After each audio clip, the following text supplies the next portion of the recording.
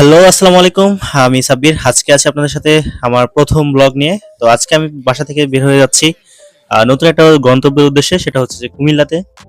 তো কুমিল্লা যাওয়ার জন্য আমি প্রথমত বাসা থেকে বের হয়ে আমি চলে গেলাম আমাদের বাজারে, যেখান থেকে একটা অটো নিয়ে আমি চলে যাব লক্ষ্মীপুর সদরে।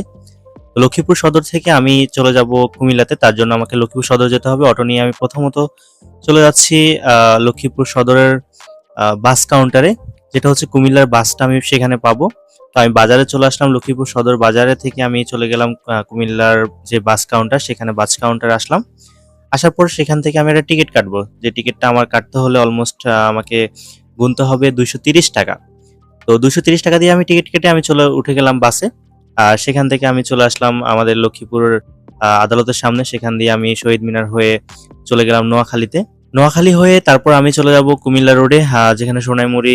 তারপর চলে আসলাম নোয়াখালী থেকে আমি চলে যাচ্ছি কুমিল্লা পদুয়ার বাজার। তারপর আমি পদুয়ার বাজার এসে নামলাম।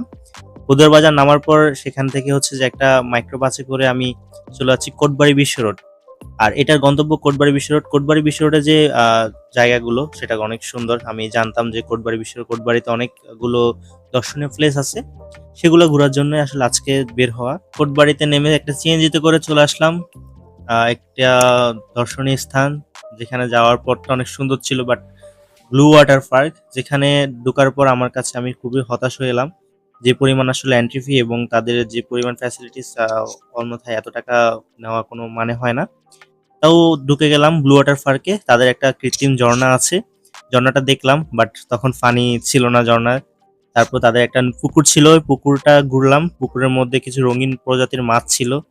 এই মাছগুলো কিন্তু অনেক বেশি সুন্দর, এটা দেখে মনোমুগ্ধ করে লাগতেছিল।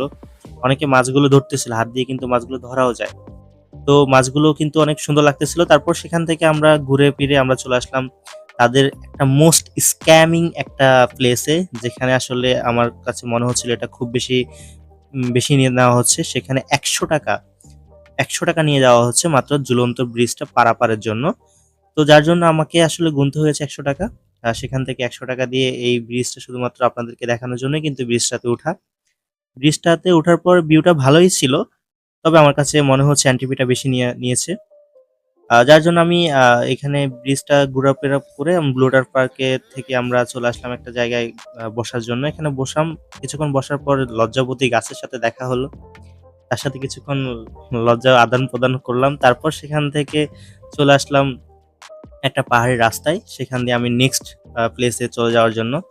তো এই রাস্তা দিয়ে অটোতে করে ভালো লাগতেছিল, মনোমুগ্ধকর একটা প্লেস। সেখান থেকে অটো দিয়ে চলে আসলাম আমাদের শালবন বিহার যে আসলে কাজ চলাকালীন সময়, যার জন্য আসলে ভিতরে ঢুকতে পারি নাই। তারপর আমরা চলে আসলাম বৌদ্ধ মন্দির, তার পাশেই ছিল। সেখান থেকে আসলে 30 টাকা টিকিট কেটে বৌদ্ধ মন্দিরে আসলাম।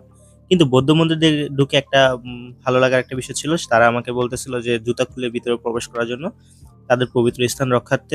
আমি জুতা খুলে আসলে ভিতরে প্রবেশ করলাম।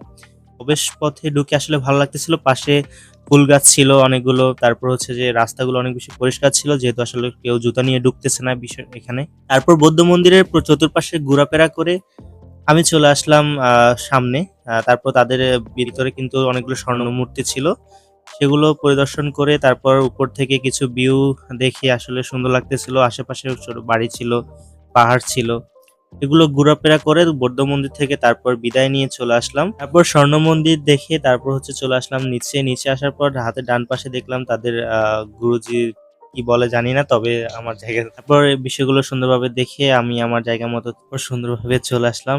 তারপর বৌদ্ধ মন্দির পরিদর্শন করার পর বের হওয়ার সময় হয়ে গেল। তারপর হচ্ছে যে প্রবেশ পথ থেকে বের হয়ে এখানে আমার জুতো রেখেছিলাম, দেন হচ্ছে জুতো নিয়ে ব্যাগ নিয়ে তারপর চলে আসলাম। তো আজকের জন্য আসলে কুমিল্লাতে ঘোরার একটা জায়গা ছিল এটা, তবে আপনাদের সাথে আরেকটা বিষয় শেয়ার করা হয়নি। সেটা হচ্ছে যে আজকের খাওয়া দাওয়া করেছিলাম কোটবাড়ি পাহাড়িয়া রেস্টুরেন্টে। তাদের আপ্যায়ন অনেক বেশি ভালো ছিল। সেখান থেকে বের হয়ে আমি চলে আসলাম কোটবাড়ি বিশ্ব রোড। সেখান থেকে একটা গাড়ি নিয়ে আবার চলে আসলাম পদুয়ার বাজার বিশ্ব রোড। সেখান থেকে বাস নিয়ে চলে আসলাম লক্ষ্মীপুর। তো আজকের ভিডিও এখান পর্যন্ত। সবাই অনেক বেশি ভালো থাকবেন। দেখা হবে নতুন কোনো ব্লগে।